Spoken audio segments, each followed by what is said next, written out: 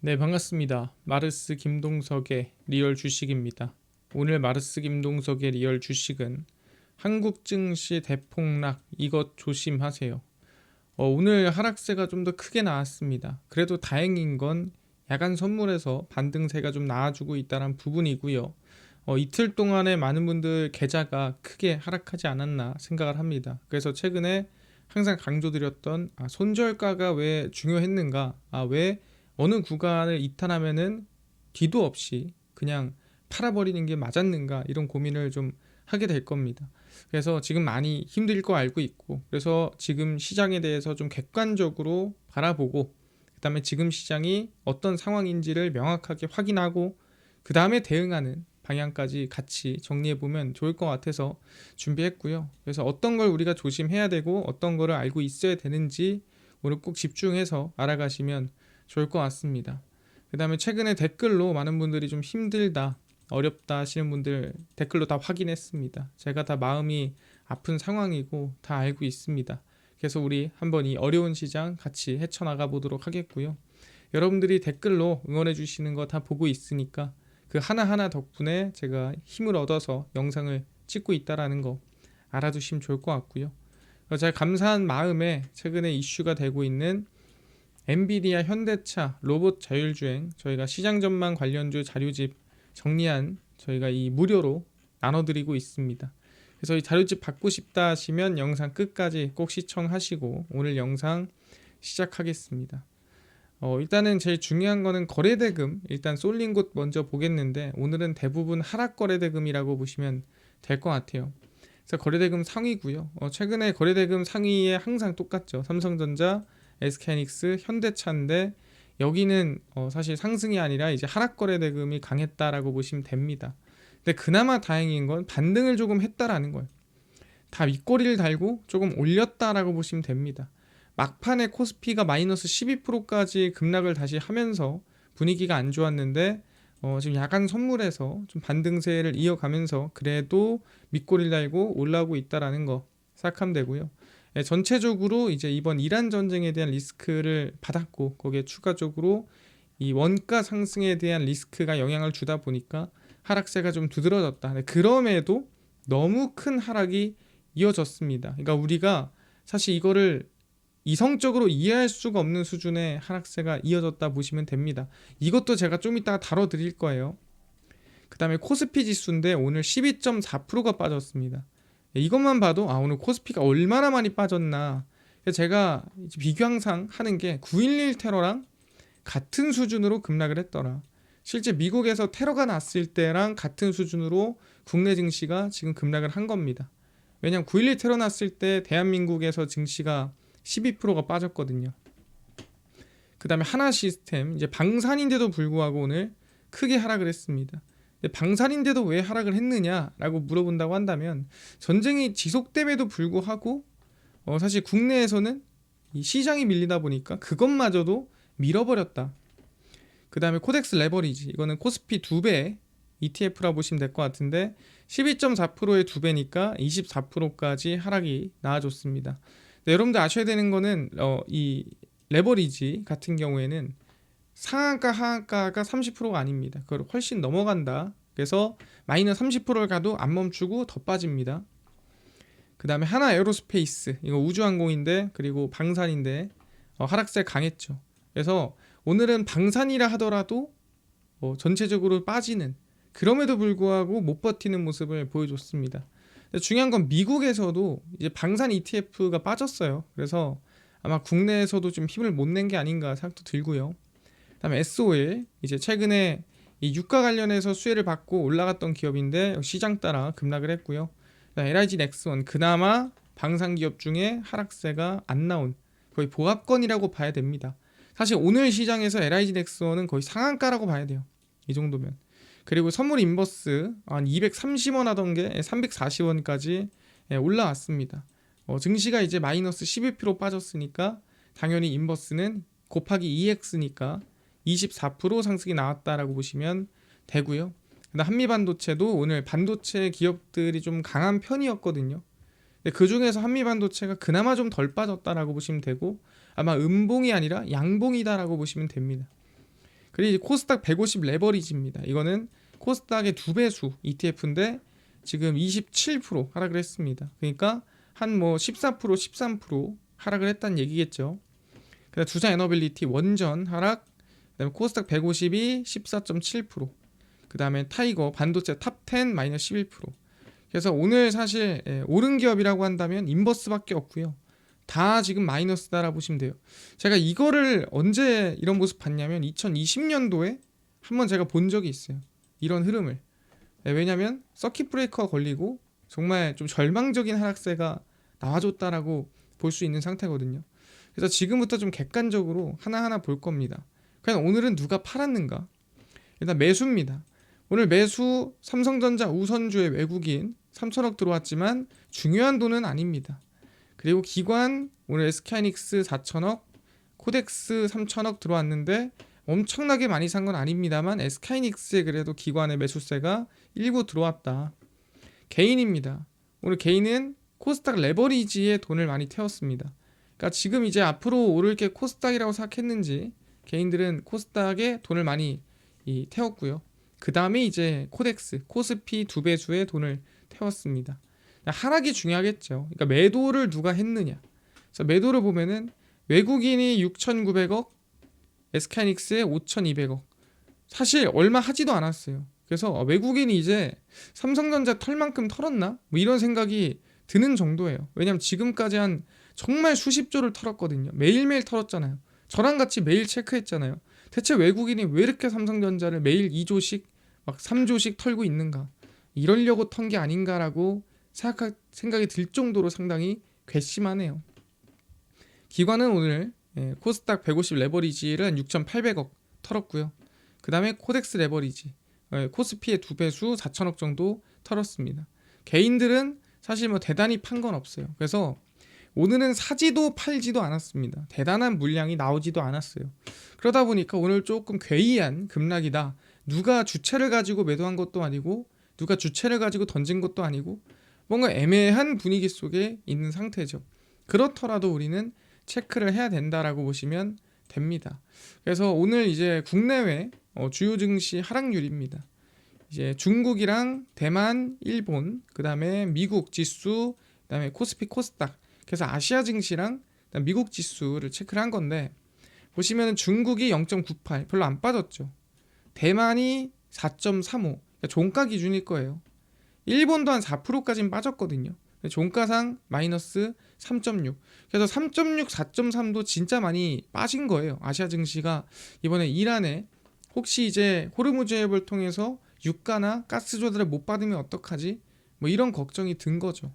근데 보시면 국내 증시만 코스피 12%, 코스닥 14% 급락을 했습니다. 이 정도면 제가 항상 얘기하지만 뭐 9.11 테러 아니면은 과거 리먼 브라더스, IMF 뭐 이 정도 급의 급락이다라고 보시면 됩니다.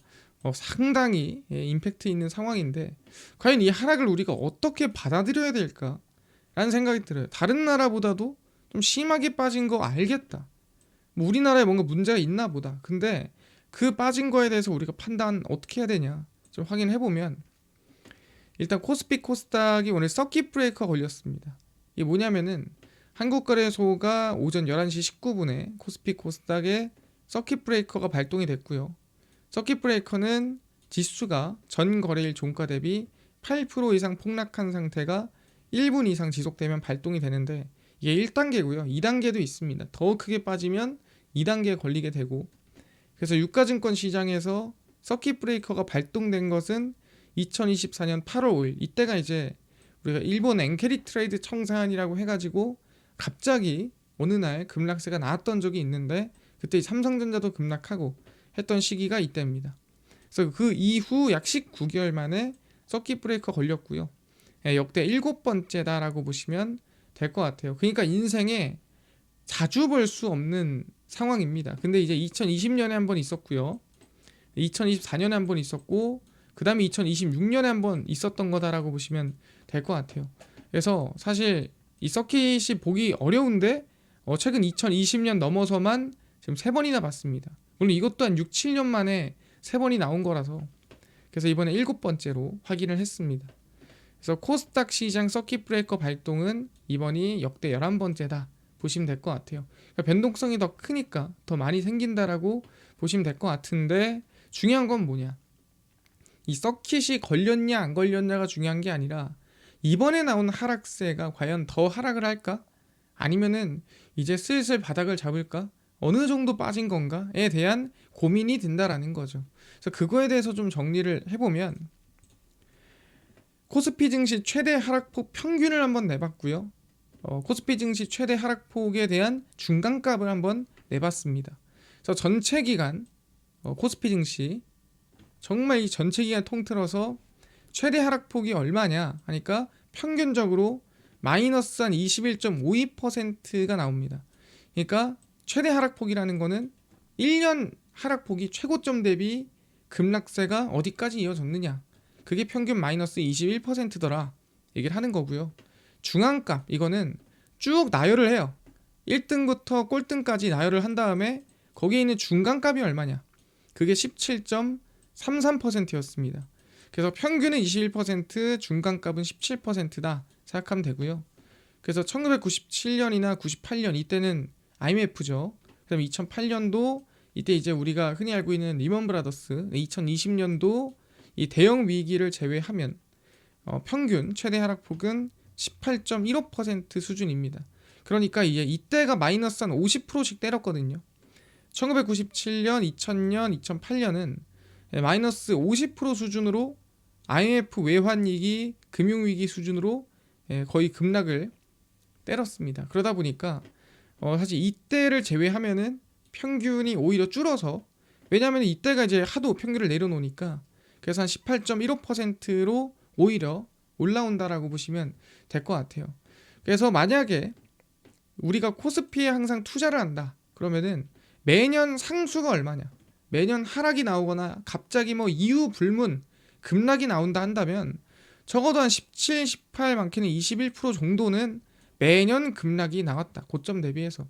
그래서 15에서 20% 정도는 그냥 상수라고 받아들이는 게 맞다. 상수라는 건 마치 이제 1월에 겨울철에 찬바람이 부는 것과 같다라고 보시면 됩니다. 그래서 이번에 만약에 이제 여기서 우리가 평균값으로 계산을 해서 현재 코스피 기준 최고점 대비 21.52%가 하락을 한다면 어느 가격일까 보니까 4,981포인트가 나옵니다. 그래서 4,981포인트가 이 최근 최대 하락폭의 이제 저가 수준이 될 가능성이 높다라는 거고요. 그렇게 되면은 현재 구간이 어딥니까? 현재 구간이 5,093.54인데 4,981이면 요쯤 돼요. 그래서 아마 제 개인적인 판단에서는 평균으로 봤을 때는 이쯤이지만 보통 이 구간을 바로 찍고 반등하진 않거든요. 그래서 분위기가 괜찮다면, 정말 긍정적인 방향이라면 이 근처에서 반등을 바로 할 확률이 높다라고 생각하고요. 만약에 좀 좋지 않다라고 한다면 이걸 깨고 나서 횡보를 하다 반등하거나 그런 좀 지지부진한 흐름이 이어질 수 있습니다. 그래서 지금 저희가 평균값으로 봤을 때는 4,981포인트 이 구간 라인대가 상당히 중요한 구간이구나 라고 생각하면 될 것 같아요. 왜? 역사적인 평균 하락률에 딱 도달하는 구간이에요. 네, 여러분 아시겠지만 이게 보통 이제 이틀 만에 그런 하락세를 도달하는 경우는 거의 없습니다. 보통 이제 오랜 기간 동안 하락이 이어져서 마이너스 20%, 25% 이렇게 들어가는 거지, 이틀 만에 20% 가까이 빠지는 경우는 정말 역사적으로 드물어요. 그것도 정말 대한민국에 직접적인 타격을 하는 금융위기나 경제위기가 아닌 상황에서 이렇게 하락하기는 쉽지 않다라는 거 알아두셔야 됩니다. 그렇구나. 여기까지 확인됐고요. 그 다음에 이제 지금 우리가 좀 객관적으로 현재 상황을 확인해 봐야 돼요. 어떤 거에 대해서? 이란 상황에 대해서. 그래서 객관적인 좀 이란 시장의 상태에 대해서 얘기를 하자면, 일단 여러분 기본적으로 아셔야 될 게, 이란은 지금 굶어요. 돈도 없고요, 돈 벌 것도 없고요. 걔네들은 지금 부패한 대로 부패했습니다. 그래서 걔네 이 이란에서 가장 최고의 직업은 혁명수비대예요. 이란의 혁명수비대에 들어가는 그 군인이 되는 게 최고의 직업이고 최고의 출세입니다. 그 정도로 이란은 지금 굶어요. 미국 에너지 정보국 자료에 따르면 중국은 호르무즈 해협을 통과하는 원유 수입의 약 30% 가장 큰 비중을 차지합니다. 그러니까 지금 이란이 이 호르무즈 해협을 봉쇄를 하고 지금 아시아로 가는 원유나 유가들 다 막고 있죠. 그것 때문에 지금 한국이 위협적인 건데 그 해협을 이란이 계속 막을 수 있느냐, 이거에 대한 고민이 드는 거죠. 근데 확인해 보면 거기를 통과하는 게 한국, 일본 이뿐만이 아니라 중국도 약 30%로 큰 비중을 차지하고 있다라는 거죠. 전체 통과하는 비중에. 중국의 전략 석유 비축량은 약 110일, 그러니까 약 한 3개월에 3개월 반 정도 쓸 수 있는 이제 석유가 있긴 있다라는 거죠. 그 지나면은 딱 떨어진다라는 거예요. 그래서 근데 중요한 거는 이제 110일 동안은 쓸 수 있긴 한데 현재 중국은 부동산 침체라든가 청년 실업으로 경제가 안 좋아요. 근데 여기서 만약에 유가나 지금 이 원유를 제대로 조달 못한다? 그럼 이거는 중국한테 최악입니다. 이거는 사망 선고라고 봐야 돼요. 그러다 보니까 중국도 원유를 어떻게든 끌고 와야 되는데 중국은 여러 가지 좀 제재를 받으면서도 이란의 주요 이 석유 구매자로 남아 있습니다. 그래서 이란 원유 수출의 약 90%를 중국이 사간다라고 보시면 됩니다. 이란은 돈을 뭘로 벌어요? 이 원유 수출로 돈을 벌어요. 그러니까 얘네들이 돈 벌 것도 이거밖에 없는데 이걸 사가는 애들이 중국밖에 없다. 그럼 중국이 못 사가면 이란은 거지가 된다는 소리예요. 그래서 이란의 주요 돈벌이를 못 벌게 하는 거예요. 뭐가? 호르무즈 해협이. 그러니까 이거는 자기 목을 조르는 행위입니다. 남을 협박하고 남을 공격할 수도 있지만 자기 목을 조르는 행위이기도 하다. 그래서 미국 원유 수입의 약 3%만이 호르무즈 해협을 통과하기 때문에 봉쇄한다고 해서 미국한테 뭐 타격을 주거나 미국한테 영향을 주지는 않는다라는 거예요. 그러다 보니까 사실 호르무즈 해협을 봉쇄하는 거는 미국한테 피해를 주지도 않고 그렇다고 해서 중국한테 이득이 되지도 않고 그렇다고 해서 자기네들한테 피해가 없는 것도 아니고 그래서 아마 호르무즈 해협은 오랜 기간 동안 폐쇄를 할 확률이 낮다. 그래서 한국 관련해서도 아마 이 셋이서 중국이랑 미국이랑 이란이랑 결국 이제 손잡고 조만간 한번 화해하지 않을까 이런 생각을 하고 있긴 합니다. 아 그렇구나.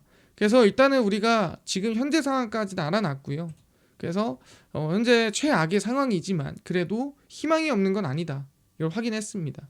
근데 중요한 건 뭐냐면 그렇다면 현재 이 기업들이 어느 수준에 와 있냐. 물론 폭락을 해서 볼 게 있느냐 싶겠지만 그래도 봐야 돼요. 그리고 ETF는 저희가 이제 야간 선물을 반영하지 않기 때문에 대표 기업으로 체크를 하겠습니다. 그래서 첫 번째 코액트 바이오 헬스케어 액티브, 이건 바이오의 대표 ETF인데 이 대표적인 에이벨 바이오를 중심으로 한번 체크를 해보겠습니다. 왜 ETF는 이 야간 선물을 반영하지 않기 때문에. 그래서 에이벨 바이오를 보시면은 그래도 밑꼬리를 달고 반등세가 좀 강하게 올라오고 있는 상태입니다. 그래도 증시 반등이 조금 이어지고 있는 상황이더라. 근데 중요한 건 이제 코액트 이 바이오 헬스케어 액티브 ETF를 보면은 오늘 하락세가 상당히 크게 빠지는 모습 보였습니다. 그래서 어제 구간에서도 사실 손절가를 잡는다면 충분히 지켜볼 수 있는 구간이라고 했는데 오늘 명확하게 이탈을 하면서 끝냈습니다. 그래서 이걸 보면서 우리가 느끼는 건 뭐냐면 제가 항상 영상에서 뭘 잡아드리냐면 칼 손절이라는 말을 제가 영상을 매번 강조합니다. 그 가격 이탈하면 칼같이 잘라라. 칼같이 잘라라. 칼같이 잘라야만 산다라고 얘기를 하는데 왜 그러냐? 이런 상황이 나온다라고 누가 생각이나 했겠습니까? 해봤자 이런 흐름이 계속 이어지지 않겠느냐? 그러면 조금 빠져도 뭐 결국엔 반등하고 오르지 않을까? 손절가를 이탈을 잠깐 했어도 결국엔 올라가지 않을까? 뭐 이런 생각들을 한다라는 거죠. 그럼 내가 굳이 칼 손절을 할 필요 있나? 그냥 홀딩하면 안 돼? 뭐 들고 갈 수도 있잖아 라고 가볍게 생각할 수 있는데 그러다 보면은 내 인생에 가끔 이런 악재가 덮쳐요.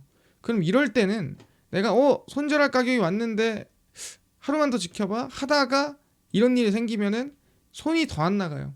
그래서 제가 칼 손절 한 이유가 뭐냐면 이런 경우 때문입니다. 왜? 이럴 때 짧게 잘라야 나중에 바닥에서 왕창 살 수 있습니다. 그래야 차라리 오를 때 더 수익을 내는 거다. 오를 때 더 크게 버는 거다라고 얘기를 하는 거예요. 여기까지 확인됐고요. 그래서 윗꼬리가 지금 올라오면서 그래도 흐름이 나쁘지 않은 구간에 와 있다라는 거. 그래서 내일까지는 조금 저희는 이번 시장에 대한 반등이나 흐름을 좀 봐야 될 것 같다. 아까도 제가 이 시장 최대 하락폭에서 얘기를 했지만 현재 약간 바닥을 찍을까 말까는 구간에 와 있습니다. 그래서 이 구간에서 과연 지지를 받아주나 안 받아주나가 상당히 중요하거든요. 그래서 내일자가 되게 중요하다. 그래서 체크 한 번씩 하고 지나가는 거고요. 그 다음에 이제 2차 전지 산업이고 상위에 있는 게 삼성 SDI입니다. 삼성 SDI를 보시면은 보시면 밑꼬리를 달고 또 반등세가 나오고 있는 상태거든요. 현재 오늘 마이너스 10%까지 급락을 했다가 마이너스 2%까지 올랐으면 진짜 반등이 세게 나온 거예요. 그래서 내일자가 상당히 중요한 구간에 와 있다라는 거 다시 한번 강조를 드리고요. 코덱스 2차 전지를 보더라도 오늘자 음봉세가 마이너스 14%까지 하락을 했습니다. 근데 이게 아까 얘기한 대로 야간 선물을 반영하지 않았기 때문에 이 정도인 거고, 반영을 하게 되면은 이제 이 정도의 밑꼬리 달고 올라오고 있는 상황이다. 그래서 내일자에서 아마 반등해서 시작하지 않을까 생각을 해서 내일자 좀 지켜볼 만하다 생각을 하고요. 그 다음에 이제 코리아 AI 전력기기 기업들입니다. HD 현대일렉트릭을 중심으로 체크를 한번 해보는 걸로 하겠습니다. 그래서 HD 현대일렉트릭이고요. 보시면은 거의 0.21% 오늘 마이너스가 거의 8%까지 하락했었는데 보합권까지 올라왔습니다. 그래서 반등세가 상당히 강하구나라고 보시면 될 것 같고, 역시나 내일자가 상당히 중요한 가격 구간이기 때문에 내일까지 한번 지켜볼 만하다라고 생각을 하고요. 제가 항상 이 전력기기나 이런 기업들을 저희가 대응을 할 때 이제 뭐라고 얘기를 하냐면, 이게 올라가잖아요. 이렇게 주가가 쭉 올라가다 보면은 이거를 어디까지 홀딩해야 될까라고 걱정하시는 분들이 있어서 저는 항상 처음에 손절가 여기였으면은 올라갈 때마다 손절가를 올려 잡았습니다. 왜냐하면 조금 뱉어내더라도 결국에는 번 거는 지켜야 되기 때문에 올라가면 손절가 올려 잡고 올라가면 올려 잡고 계속 올려 잡았어요. 왜 올려 잡았냐면 번 거는 지켜야 되니까 또 올려 잡고 계속 올려 잡았는데, 그러다가 가끔 깨지면 어떻게 돼요? 그 올려 잡은 데서 원래 팔아야 되는 거예요. 그래야 조금 뱉어내더라도 다음에 또 기회를 잡는 거거든요. 근데 여기서 하루만 더 봐 하다가 이제 이런 이제 위기를 좀 맞게 되는 거거든요. 그래서 항상 매도를 해야 될 때는 미련 없이 넘겨야 돼요. 항상보다 잃을 각오로 대응을 하셔야, 내가 버릴 각오로 대응을 하셔야 조금 뱉어내고 자르고 다시 뭐 언제든 기회를 잡을 수가 있는 거다라고 얘기를 합니다. 이해가 됐고요. 그 다음에 넘어가겠습니다. K조선 탑 10입니다. 그래서 하나오션이 메인으로 올라와 있고요. 그래서 K조선 탑 10 하나오션을 보시면은 역시나 지금 밑꼬리를 달고 반등세가 이어지고 있습니다. 오늘 마이너스 거의 17%까지 갔는데 한 7% 정도 지금 밑꼬리 달고 반등하고 있는 상태고, 전체 기업이 지금 밑꼬리 달고 있는 상황이에요. 내일 증시가 상당히 중요하다 보니까 반등을 지금 하려는 모습들을 기업들이 보여주고 있는 상태고요. 역시나 K조선 탑 10도 같은 모습이에요. 오늘 급락세가 강했는데 항상 이 손절가에 대한 만원 손절가에 대한 제가 얘기를 많이 했었죠. 지켜야만 우리는 살아남는다라는 거. 짧게 잃고 크게 벌어야 살아남는다라는 거 앞으로 계속 이어나가면 될 것 같아요. 그러니까 지금 상황에 대해서 여러분들이 우울하게 생각할 게 아니에요. 왜냐하면 앞으로 살 날이 더 많거든요. 우리는 지금 예를 들어 실수를 했더라도 앞으로 계속 잘 이어나가면 된다 말씀드리고요. 그 다음에 이제 원자력 SMR인데 두산 에너빌리티로 보겠습니다. 두산 에너빌리티를 보시면은 역시나 밑꼬리가 강하게 올라와주고 있는 상태고, 마이너스 13%까지 갔던 기업이 5%까지 반등하고 있습니다. 상당히 내일이 중요하다 보니까 역시나 밑꼬리 달고 있고요. 내일까지 좀 지켜볼 만하다라고 생각을 합니다. 그래서 지금 현재 구간 전체적으로 긍정적인 흐름이고요. 추가적으로 이제 반도체 밸류체인 액티브, 당연히 삼성전자를 봐야겠죠. 그래서 삼성전자를 보시면은 역시나 밑꼬리를 달고 반등세가 나오고 있습니다. 물론 하락폭은 어제가 더 컸어요. 어제 15%가 빠졌고 오늘자에서 7%가 빠졌는데 오늘 1%까지 해서 한 6% 정도 반등이 나와주고 있는 상황입니다. 그래서 전체적으로 지금 밑꼬리 달고 올라오고 있는 상황이고요. 마지막으로 봐야 될 게 이제 K방산이라 보시면 됩니다. 어제까지 방산이 강했는데 오늘 밑꼬리가 상당히 하락세가 강하게 나와줬죠. 그래서 이 기업들도 올라오고 있는지 확인을 해봐야 될 것 같습니다. 하나에로스페이스도 사실 어제자에서 워낙에 좀 강하게 올랐다 보니까 윗꼬리가 강하게 올라가거나 반등이 세지는 않다라고 보시면 될 것 같아요. 그래서 한 3-4% 정도 반등이 나와주고 있다 볼 수 있을 것 같습니다. 그래서 지금 상황은 아까 전에 코스피 최대 하락폭 기준으로 봤을 때 내일이 아마 저점을 테스트해 볼 수 있는 중요한 구간이다 얘기를 했고요. 뭐 그래서인지 전체적인 기업들이 윗꼬리를 달고 반등세가 나오고 있고요. 그래서 야간 선물이 플러스 4% 이상 반등하고 있는 상태입니다. 그래서 내일장은 현재 구간으로만 봤을 때는 그래도 바닥을 한번 테스트해 볼 수 있는 구간인가라는 상당히 높은 확률이 나와주고 있는 상황이거든요. 그래서 저희는 지금 객관적으로 모든 걸 보고 판단을 했으니까 내일 또 흐름 보고 정리해보고 앞으로 어떻게 해야 될지 계획을 짜야 됩니다. 계획을 왜 짜는 거냐면 계획을 세워놔야 그 계획이 맞는 대로 간다. 우리가 계획을 한 대로 간다. 그럼 그대로 가면 돼요. 만약에 틀리면 어떻게 해야 돼요? 인정하고 다시 계획을 바꿔야 됩니다. 근데 계획을 하지 않으면 사실 중구난방으로 어디로 튀어야 될지, 내가 오늘 팔아야 될지 사야 될지, 들고 가야 될지 말아야 될지 감도 안 와요. 그래서 우리는 이 계획을 짜놔야 앞으로 어떻게 해야 될지 결론이 난다. 어떻게 해야 될지 확실하게 길을 정할 수 있다 말씀드립니다. 그래서 일단 내일은 우리가 저점 테스트를 하는지 같이 체크해 볼 필요가 있다라는 거 알아두시면 될 것 같고요. 지금 증시는 정말 우리가 역사적으로 겪어보기 어려운, 우리가 9.11 테러처럼 정말 대한민국의 위기가 닥쳐올 수 있는 그 정도의 하락폭이었습니다. 근데 그걸 이겨낸 여러분들은 정말 대단하고요. 그 정도의 의지를 가지고 그 정도의 인내심을 가지고 있다면 여러분들은 충분히 앞으로도 잘 이겨낼 수 있을 거라고 생각을 합니다. 그리고 보통 이런 급락이 나오잖아요. 그러면 뭐 해야 될지 모르겠다. 가만히 계십시오. 그럼 중간은 합니다. 보통 이런 급락이 나왔을 때 가만히 있으면 중간은 해요. 그 대신에 칼손절이라고 했던 거는 무조건 지키셔야 돼요. 칼손절이라는 거 무조건 지키고 다 잘라내잖아요. 반등하면 어떡해? 반등해도 상관이 없어요. 우리가 손절하는 이유 뭐냐면 최악을 면하는 겁니다. 최고의 대응이 아니에요. 최악을 면하는 대응이 손절입니다. 그래서 보통 이런 급락이 나오면 일단 가만히 있고 칼 손절하고 가만히 계시고 뭐 주워 담거나 아무것도 하지 마셔라. 그게 정답이다라고 전 생각합니다. 그 중간은 가요. 100% 우리가 최고는 아니지만. 그래서 그 부분만 좀 명심하시고요. 이해가 됐습니다. 그리고 아까 전에 좀 이 현대차나 엔비디아 로봇 관련해가지고 자율주행 시장 전망 관련주 자료집 아까 무료로 좀 나눠준다고 했는데 혹시 이거 어디서 받을 수 있나요? 또는 당일 급등이 예상되는 단타 종목을 매일 무료로 좀 나눠주시고 장 시작 전에 급등이 예상되는 뉴스라든가 시황은 무료로 좀 나눠주시고 테마주 좀 무료로 좀 나눠주세요 하시는 분들이 있어서 김동석 대표가 100% 무료로 나눠드리고 있습니다. 바로 김동석의 리얼 주식 연구소라는 100% 무료 어플에서 나눠드리고 있고요. 내가 아이폰을 씁니다. 앱스토어에서 무료로 설치 가능하고 갤럭시를 씁니다. 구글 플레이, 플레이 스토어에서 무료로 설치 가능합니다. 무료로 설치하고 나면은 뭐 전화번호 같은 거 적어야 되나요? 개인정보 적을 필요가 없고요. 적을 데도 없어요. 그리고 적어도 제가 쓸 데가 없습니다. 그래서 안 받아요. 무료다라고 생각하면 되고요. 그래서 어플에 들어와서 여러분들은 그냥 무료로 사용할 수 있고 그 대신에 저희가 어플에 중요한 글을 쓰면은 푸시 알람을 드리거든요. 꼭 보라고. 그럼 푸시 알람에 대한 그냥 승인, 허용만 해주시면 된다 말씀드립니다. 그래서 앱스토어, 구글 플레이, 플레이 스토어 접속을 하시고 뭐라 검색을 하냐?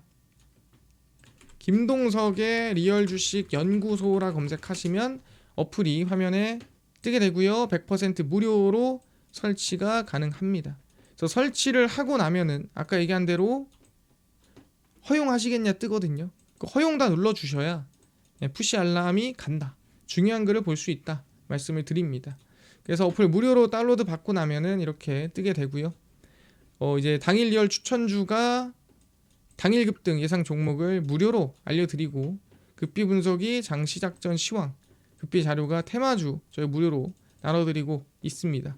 그리고 아까 얘기했던 현대차 엔비디아 로봇 자율주행 저희 시장 전망 관련주 자료집 저희가 무료로 나눠드리고 있는데 리얼 추천주 누르시고 들어가시면은 저희가 트럼프 독점수의 리포트 해가지고 무료로 올려놨습니다.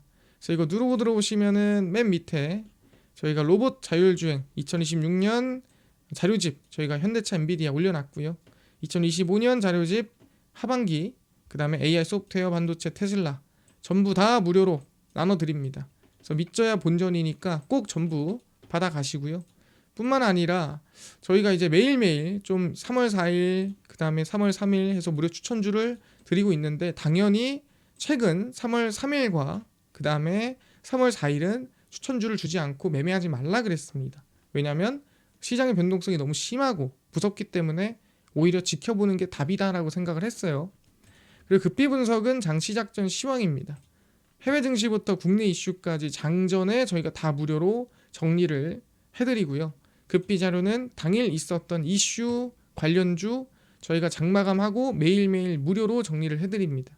그래서 김동석의 리얼 주식 연구소 저희가 100% 무료로 전부 운영하는 어플이니까 저희 종목 시황 테마주 전부 다 얻어가시고요. 뿐만 아니라 저희 마르스 김동석의 리얼 주식 유튜브 여러분들의 관심과 사랑으로 커갑니다. 여러분들이 댓글 달아주시는 거 하나하나 다 보고 있어요. 너무너무 감사드리고요.